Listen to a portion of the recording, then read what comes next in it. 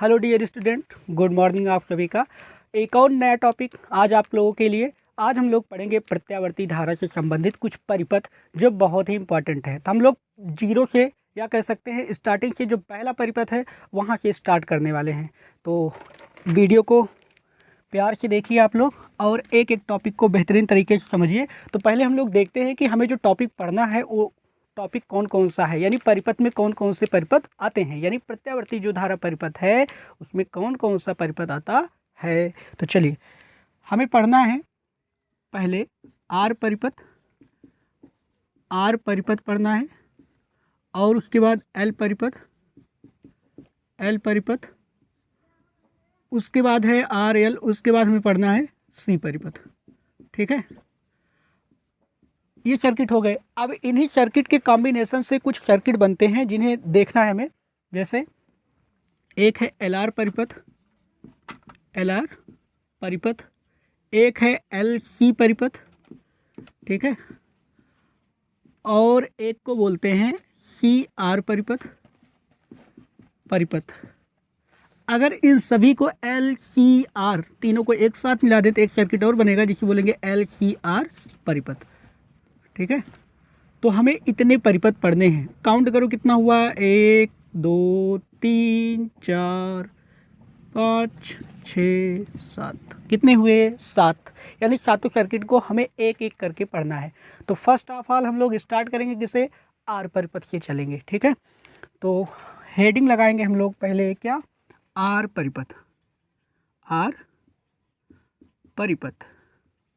ठीक है, तो आर परिपथ क्या होता है, ऐसा प्रत्यावर्ती धारा परिपथ जिसमें क्या लगा हो, केवल और केवल शुद्ध प्रतिरोध लगा हो, उसे हम लोग क्या बोलते हैं, आर परिपथ बोलते हैं। तो पहले इसका सर्किट देखते हैं कि आर परिपथ का सर्किट कैसा होगा।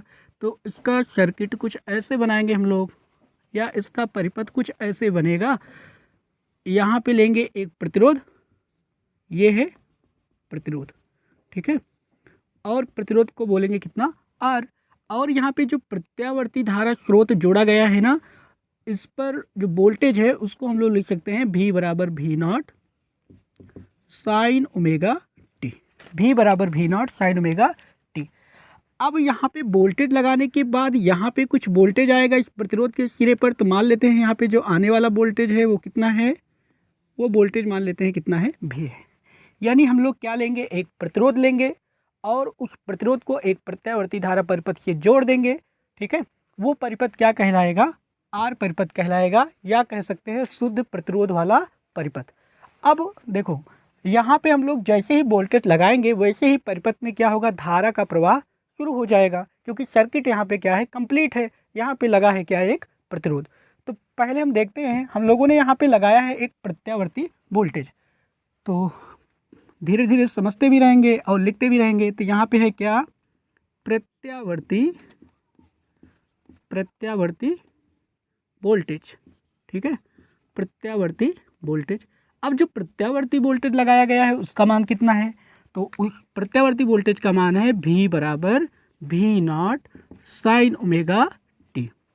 ठीक है, यहाँ पे जो V नॉट है, ये जो V नॉट है ये है वोल्टेज का उच्चतम मान, शिखर मान। ठीक है, और ये पूरा जो आपको दिख रहा है टोटल, ये है प्रत्यावर्ती वोल्टेज समीकरण। ये क्या कहलाएगा, प्रत्यावर्ती वोल्टेज समीकरण।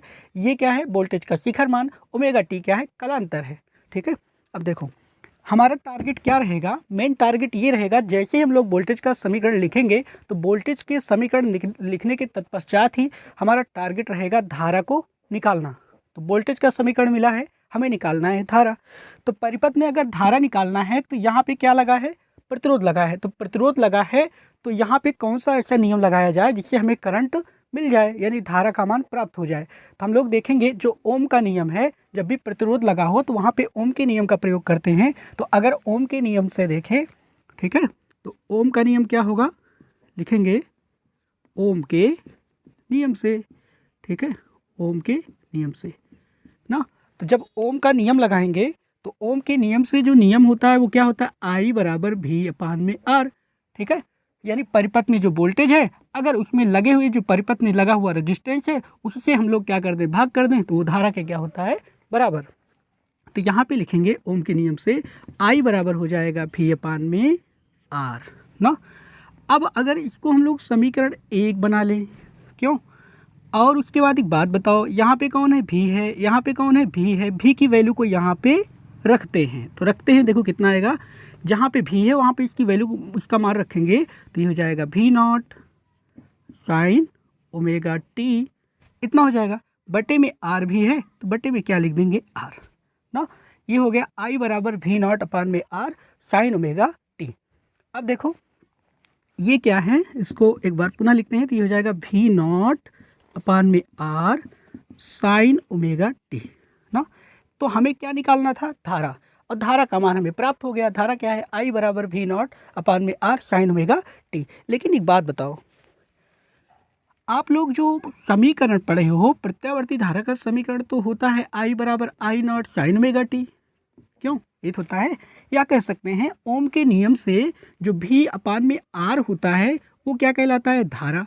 चूंकि यहाँ पे वोल्टेज क्या लिखा गया है, विभव का या वोल्टेज का उच्च मान है, इसका मतलब अगर वोल्टेज ज़्यादा रहेगा तो धारा भी अपने मैक्सिमम पर होगी। तो यहाँ कह सकते हैं कि I नॉट जो है कितना हो जाएगा, V नॉट अपान में R, ठीक। या इतना भी बोल सकते हो कि धारा के अधिकतम मान के लिए साइन ओमेगा टी का मान कितना हो जाएगा, 1 हो जाएगा। ये भी कह सकते हैं धारा के अधिकतम मान के लिए, अधिकतम मान के लिए कितना होगा बताओ, ये हो जाएगा साइन ओमेगा टी, इसकी वैल्यू कितना आनी चाहिए, 1। तो साइन ओमेगा टी का अधिकतम मान 1 होता है, तो जब यहाँ पे 1 रखेंगे तो आएगा V नॉट अपान में R। चूंकि अधिकतम मान निकाल रहे हैं तो इसका मतलब V नॉट अपान में R ये आ जाएगा, ध्यान से देखो, ये आएगा कितना, V नॉट अपान में R साइन ओमेगा टी के स्थान पे हो जाएगा 1, और यहाँ पे क्या है I। लेकिन एक बात ध्यान रखना, यहाँ पे हम लोग जो मैक्सिमम वैल्यू निकालेंगे तो यहाँ पे I ना लिख के क्या लिखेंगे, I नॉट लिखेंगे, ठीक है, क्योंकि ये क्या है, धारा का शिखर मान है। अब इसी को हम लोग क्या बोलेंगे, देखो इसको लिखेंगे तो ये हो जाएगा I नॉट बराबर V अपान में R, V नॉट अपान में R, इसको बोलते हैं धारा का शिखर मान। क्या बोलते हैं, शिखर मान। इसी को धारा का महत्तम मान बोलते हैं, इसी को धारा का उच्चतम मान बोलते हैं। तो आप नाम दे सकते हैं इनका, कई तरह से इनका नाम है, धारा का शिखर मान, धारा का उच्चतम मान, ठीक है। सारी चीज़ें बातें, सारी बातें यहाँ पे सत्य है ना। देखो अब यहाँ पे है R, क्या है, यहाँ पे R दिख रहा है ना आपको, तो यहाँ पे जो R है ये क्या है, परिपथ का प्रतिरोध है। लेकिन हम लोग क्या पढ़ रहे हैं, हम लोग पढ़ रहे हैं प्रत्यावर्ती धारा परिपथ।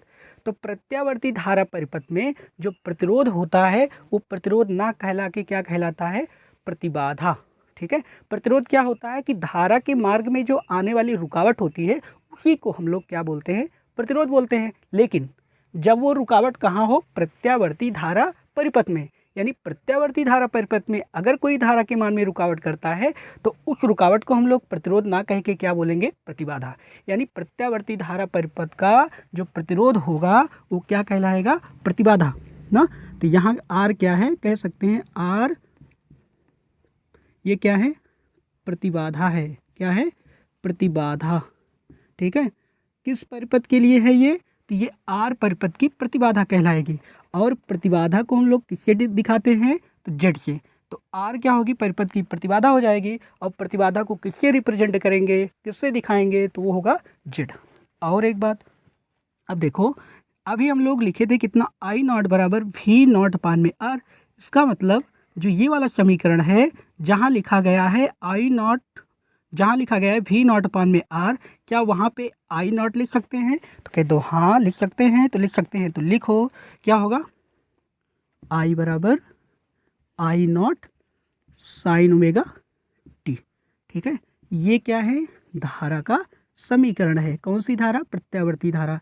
ये क्या है, प्रत्यावर्ती धारा का समीकरण, क्यों, ये तो है ना।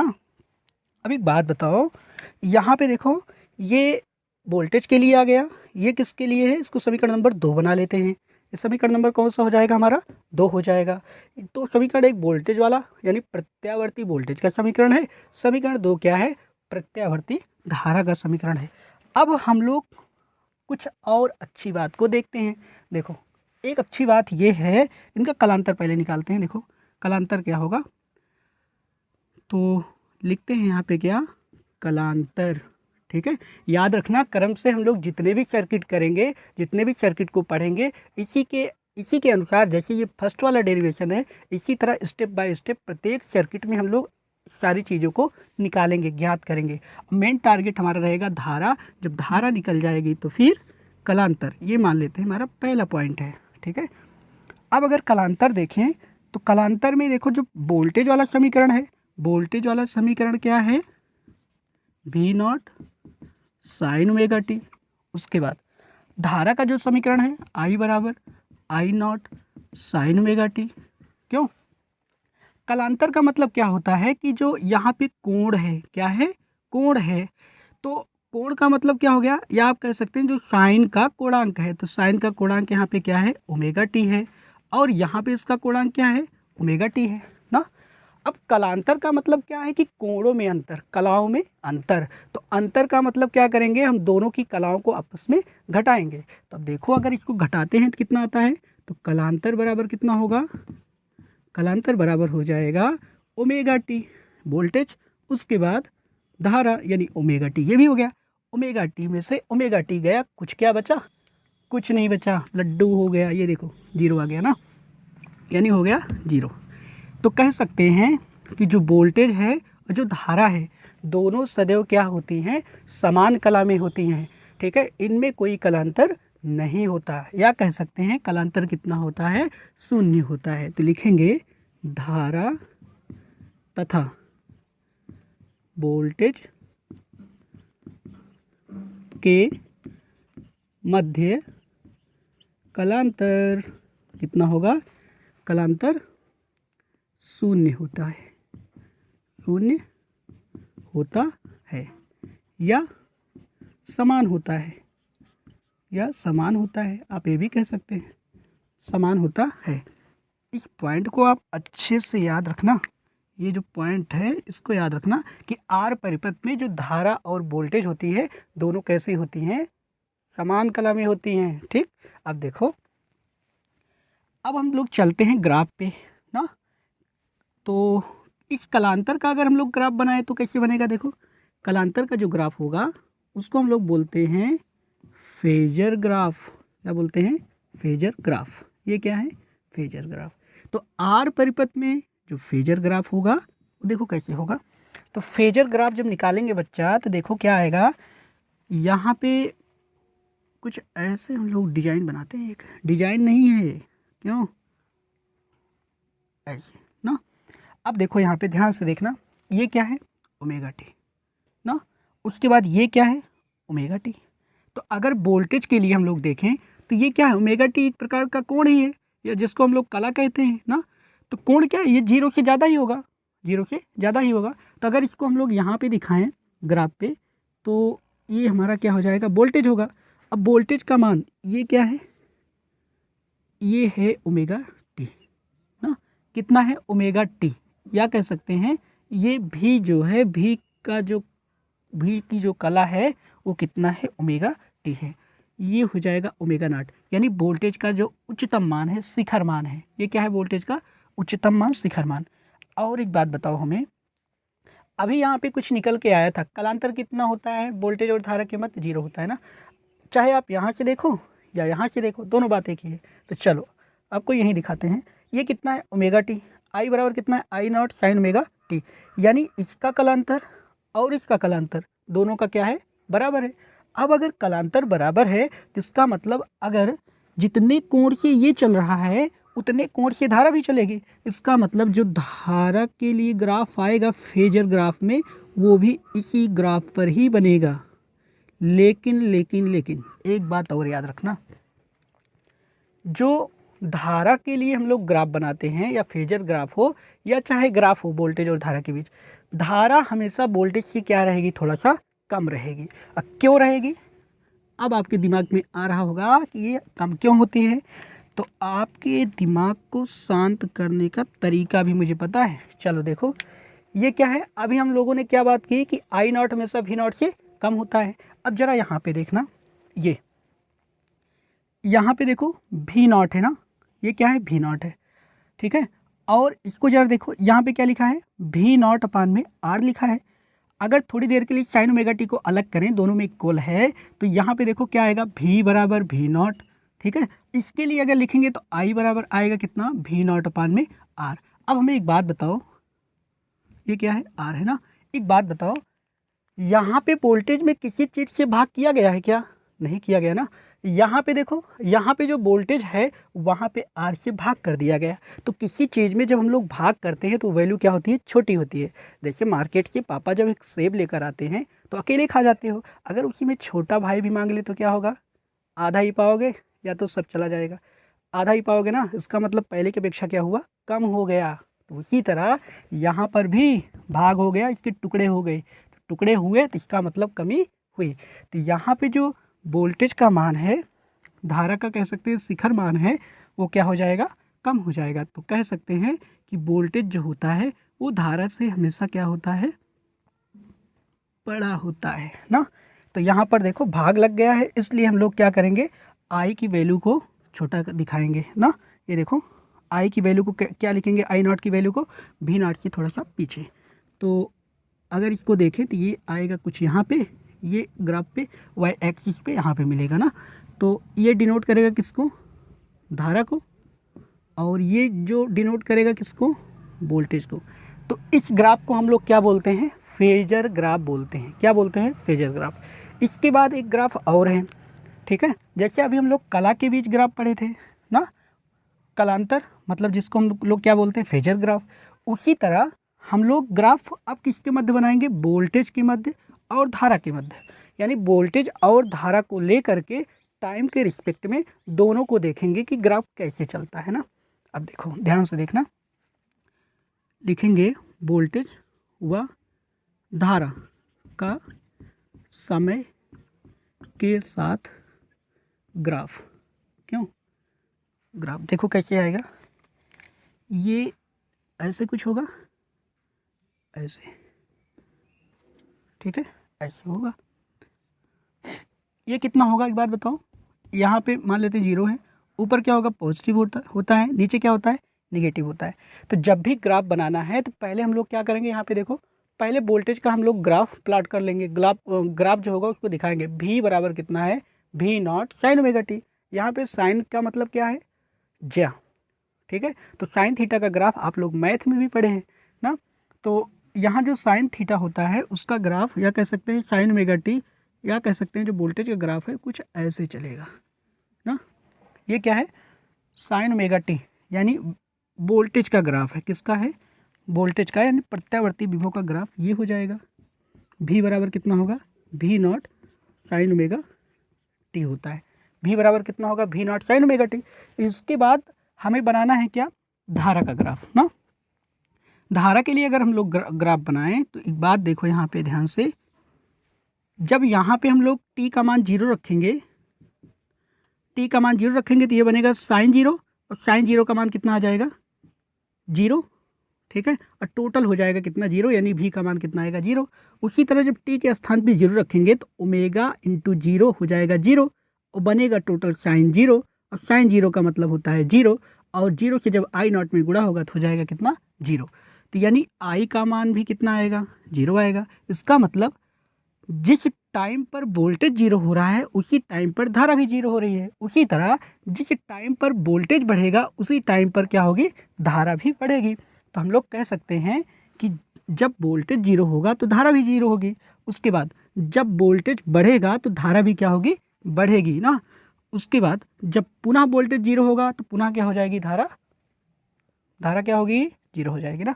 तो देखो यहाँ पे जब ग्राफ बनाएंगे तो ग्राफ कुछ ऐसे होगा, ये ठीक। तो यहाँ पे देखो ये किसका ग्राफ हो जाएगा, तो ये है आई बराबर I naught sine omega T का ग्राफ है ना। ये क्या है, आई बराबर I naught sine omega T का ग्राफ है। अगर इसको और आप दिखाना चाहते हो अच्छे से तो ये देखो यहाँ पे कितना होता है, t/4 होता है, इसको आपको पहले ही बता चुके हैं। और यहाँ पे कितना होगा, तो ये हो जाएगा t/2 पर होता है ना। उसके बाद यहाँ पे कितना होता है 3t/4 होता है, और यहाँ पे कितना होता है t होता है। क्यों, ऐसे ही कुछ होता है ना, कुछ बच्चे कंफ्यूज होंगे तो ये आया कहाँ से। चलो उनको भी थोड़ा शांत कर दिया जाए। जब कुंडली एक चक्कर पूरा करती है ना, कुंडली का मतलब जो इसके पहले वाला वीडियो था उसे आप लोग ज़रूर देखिए। जो कुंडली है वो जब एक चक्कर पूरा करती है, एक घूर्णन पूरा करती है, तो एक घूर्णन पूरा करने में जितना टाइम लगता है उसको क्या बोलते हैं, आवर्तकाल ना।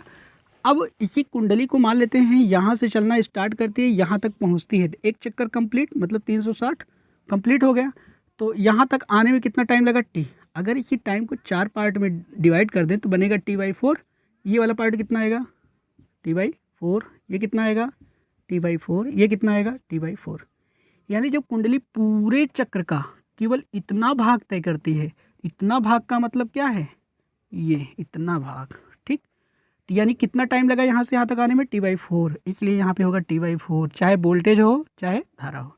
उसके बाद जब कुंडली यहाँ से घूम करके आधा चक्कर कंप्लीट करती है, मतलब पूरे चक्कर का आधा चक्कर घूम जाती है, तो ये हो जाएगा एक t/4 यहाँ पे प्लस एक t/4 ये वाला, दोनों को जोड़ेंगे तो ये हो जाएगा 2t/4, 2 से 2 कटेगा, आएगा t/2, इसलिए यहाँ पे आया t/2।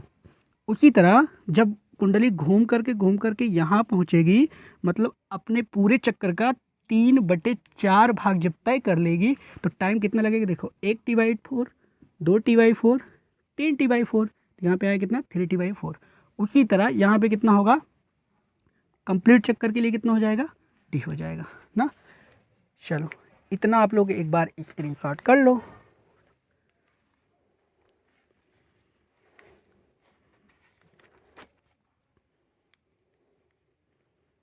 चलिए स्क्रीनशॉट आप लोगों ने कर लिया होगा, उसमें तो आप लोग तेज ही हो।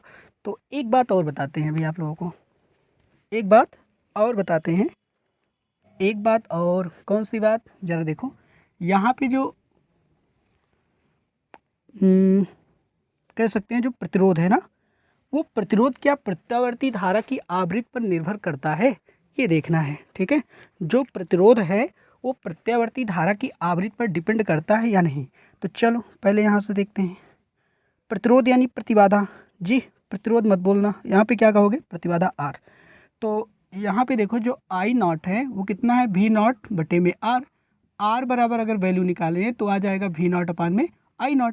एक बात बताओ, ओमेगा को आप पहचानते हो, कह दो हाँ जानते हैं भाई।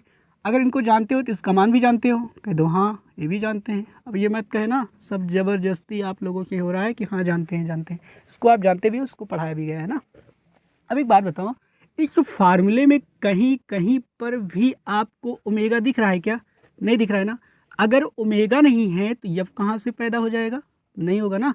अब अगर ग्राफ बनाओगे तो ध्यान से देखो, जो ग्राफ बनेगा ये देखो, ये मान लेते हैं क्या है, फ्रिक्वेंसी है ना, और ये क्या है, रेजिस्टेंस है। मान लेते हैं परिपथ का प्रतिरोध कुछ है, परिपथ की प्रतिबाधा कुछ है, प्रतिरोध नहीं परिपथ की प्रतिबाधा कुछ है, या कह सकते हैं आर परिपथ का प्रतिरोध प्रतिबाधा के बराबर होता है, तो प्रतिरोध भी बोलेंगे, यहाँ पे कोई दिक्कत नहीं है ना। तो यहाँ पे जो भी वैल्यू रहेगी आप आर को बढ़ाते जाओगे,